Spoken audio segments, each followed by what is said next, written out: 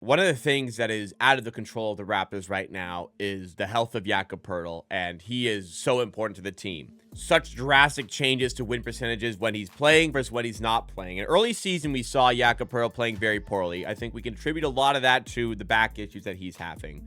But part of the reason that this is something that we cannot address and we have no control over and is really hampering the team is because the front office has once again gone an entire offseason without addressing the pivotal need for backup rim protection.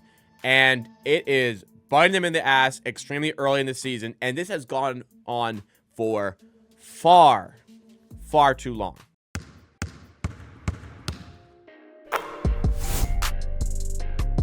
The Raptors have gone from like one of the bigger teams in the NBA, not like from their centers, but they had just a very big, long team, to one of the smaller teams in the NBA.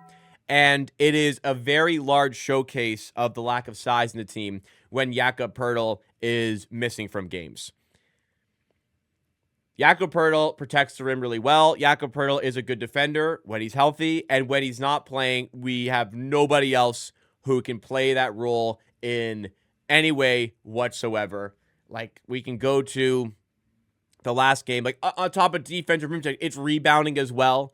We played against the Rockets the other day, who granted are a big team, which we would maybe struggle to deal with from a rebounding perspective. But like, I don't think it should have been necessarily this bad against them. If we go to the team stats from that game, the Houston Rockets managed in that game 17 offensive rebounds to our 4. And the Rockets actually had 11 offensive rebounds in the first half compared to the 0 offensive rebounds in the first half for the Raptors. So size was a major factor, a major contributor to the loss here. The Rockets shot 57.5% from the field. There just wasn't a lot the Raps could do to stop them. If we want to look at points in the paint, they had 66 points in the paint. We only had 36. So size is a problem, and it's a problem that has once again gone an entire summer without being addressed. Like, since Serge Ibaka and Marc Gasol left, the Raps have brought in one NBA caliber rim protector, and that's Jakob Poeltl. So, like, how are we still doing this? You could go back to some of the drafts. Like, a lot of people will go to the most recent draft when they had the option to draft Kaman Malawach with the 9th overall pick. He's looked pretty good for the Phoenix Suns, but they decided to go with Colin Murray-Boyles. I'll be a defender of that because with any first-round pick, let alone a top 10 pick, you go with the player you think is the most talented. You go with talent over fit. And they believe Colin Murray-Boyles was the best player available. They took him. And he's looked good. And I support that. I support taking the best player available and worrying about the fit later. The one that really got away for me is the Jonathan Mobo pick, the 31st overall pick of the 2024 NBA draft. The Raptors had the opportunity. Everyone was big on Filipowski, which I never was, and I didn't miss taking on him. The one I think got away that draft was Adem Bona, who looks really good right now for the 76ers, from the perspective of him being a second-round pick.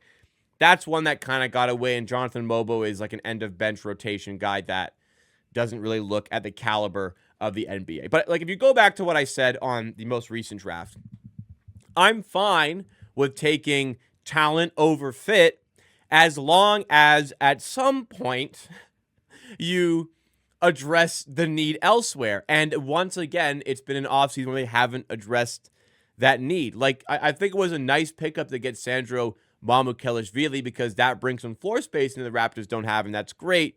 But you can't be this lost when you don't have Poeltl because you don't have the rim protection. And if you don't believe me on Poeltl's impact with the Raptors, I made a very bad, easy graphic to display the differences. Since the Raptors acquired Jakob Poeltl on February 9th, 2023, I hope this is accurate from StatMuse, but since the Raptors acquired Jakob Poeltl, the trade deadline, February 9th, 2023, they are 58-79 with him playing, which is a win percentage of .423, which you might think, like, that's not terrific, and it isn't.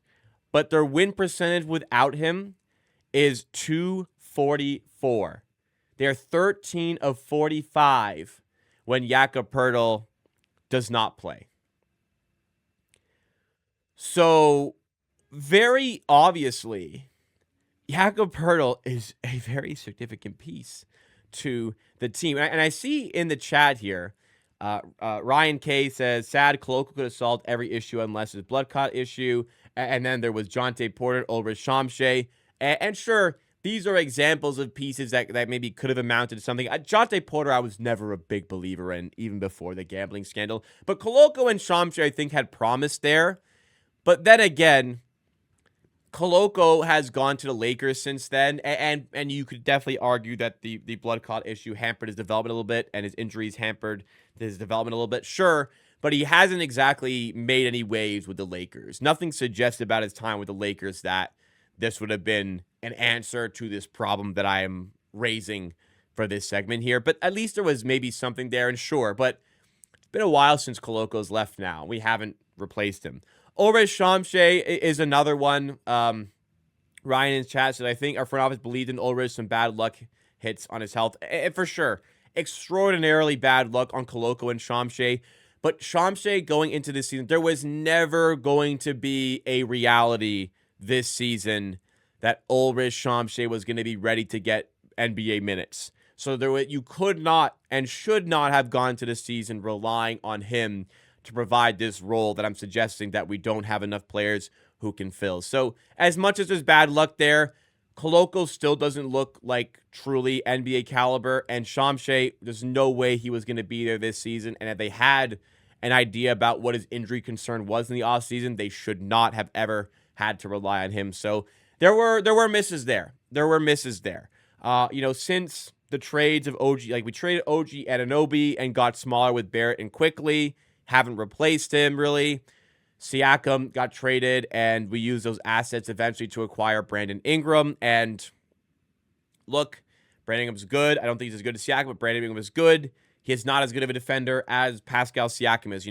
We didn't maybe lose size, but we lost defensive size there because Brandon Ingram's not as talented of a defender. So we just keep getting smaller while also not addressing the need for a backup rim protector. And for many years, it was like the Raptors got away sometimes with not having that rim protection because they had so many big players elsewhere. And now they don't really have that to fall back on. And it has presented this complicated situation where the defense, how are the Raptors supposed to put together any sort of good defense when Poeltl isn't playing? Like, We've seen firsthand when he's not playing well how bad the defense is. Like this season, the Raptors have given up 118, 122, 139, 121, and then 139 again. Like, they won the game, they conceded 118. And the scoring has been decent. They got 100 in every game, oftentimes way above 100. But the defense is putting them in a position where they cannot recover.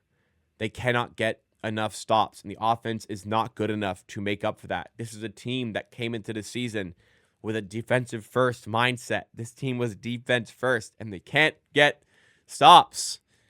They can't. My goodness, what is their defensive rating this season? It's got to be bottom 10 defensive rating, surely. It's bottom 2. It's only better than the Brooklyn Nets, who have one of the worst rosters ever assembled. That is the only team worse than us on defense. We've played some good teams for sure, but it's only the Nets. We're in the same ballpark as Phoenix, who is like a Frankenstein's monster roster. It's so bad, so badly constructed. We're in the same ballpark as the Wizards, who are awful, the Pelicans, who are awful. This is the situation we're in. And offensive rating, we're middle of the pack. And that's not going to be enough to make up for the defense. We needed our offense to be okay and our defense to be good. That was what was going to make the Raptors successful this season. The defense, as of now, has been horrendous. And there's a lot of reasons why. But I think a very large one, again, is not having that backup rim protection there. K. Cedar in chat says, do you think still picking CMB over Collin was the right decision? I said it a little bit earlier on, but yeah. I support the Raptors taking the player they deem to be the most talented player available, and they said that was Colin Murray-Boyles. And I'm fine not addressing the need for a big at the draft, but they needed to address it elsewhere if they were not going to address it in the draft, especially when they had a very easy way to address it with a player that looked really good. If they weren't going to address it, then they needed to have addressed it at another time. And straight up, they didn't. And that's the big problem.